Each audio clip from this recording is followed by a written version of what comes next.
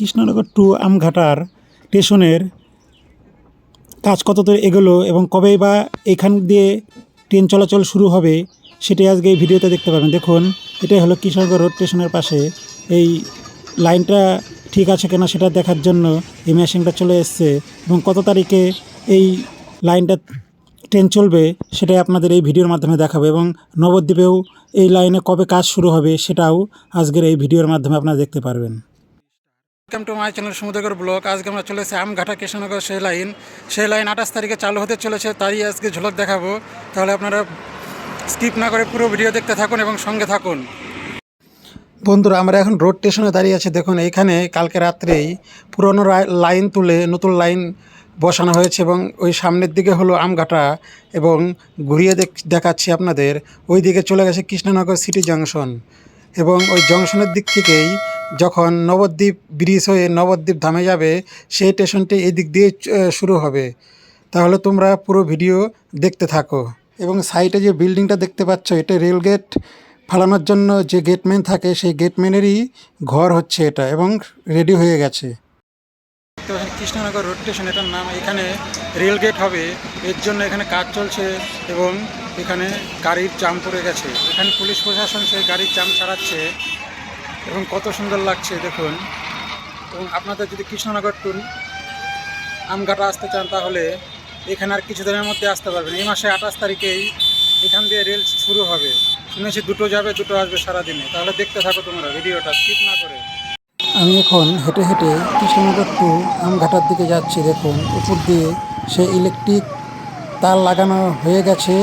এখানে শুনেছি আমরা মার্চের 28 তারিখে এই লাইন দিয়ে ট্রেন চলাচল শুরু হবে এবং এই লাইনটি আমঘাটা পর্যন্ত হয়েছে নাকি আরও গিয়েছে সেটাই আপনাদের এই ভিডিওর মাধ্যমে দেখাচ্ছি। আপনাদের ভিডিওটা কীরকম লাগছে, ভালো লাগলে আমার এই চ্যানেল লাইক, শেয়ার এবং কমেন্ট করবেন এবং চ্যানেলটা সাবস্ক্রাইব করে দেবেন পরবর্তীতে আরও নতুন কোনো ভিডিও দেখার জন্য।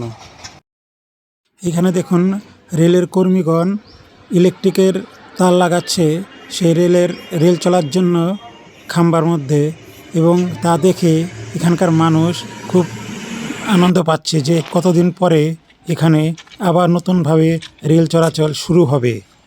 আমরা এখন লাইনের উপর দিয়ে হেঁটে হেঁটে আমরা রোড স্টেশন পর্যন্ত যাচ্ছি। তোমরা আমার ভিডিওটা দেখতে থাকো এবং লাইনের সব কিছু নতুন লাগানো হয়েছে এবং পাতগুলো সেই নতুন এবং স্ল্যাবগুলোও নতুন। এই সেই লাইনে দেখুন উপর দিয়ে তার লাগানো হচ্ছে। আজকে 12 তারিখ, 28 তারিখের মধ্যেই ট্রেনের লাইনটি চালু হবে কৃষ্ণনগর টু আমঘাটা স্টেশন পর্যন্ত। আপনারা যদি এই লাইন দিয়ে কোনো জায়গায় আসতে চান তাহলে আসতে পারবেন এবং নবদ্বীপ টু কৃষ্ণনগর লাইন এখনও যুক্ত হয়নি, এরপরে হয়তো ওটা যুক্ত হবে। তাহলে আপনারা স্কিপ না করে পুরো ভিডিও দেখতে থাকুন এবং লাইনটা কত সুন্দর হচ্ছে তার কমেন্টে জানাবেন এবং যখন তারগুলো লাগানো হচ্ছে 28 তারিখে চালু হবে।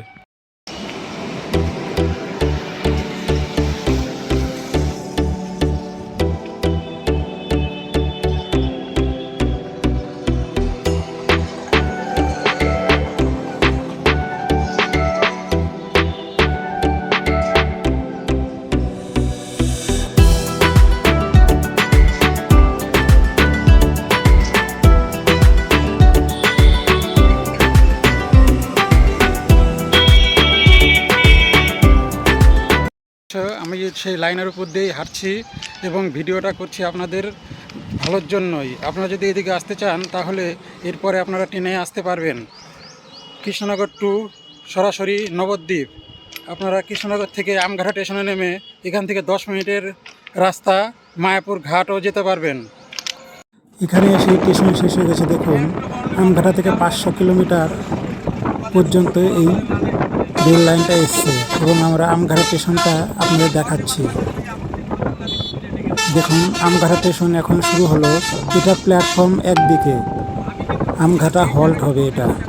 এখানে আগে ছোট ট্রেন চলতো, সেই স্টেশনটাই এখন সংস্কার করে বড় করা হচ্ছে।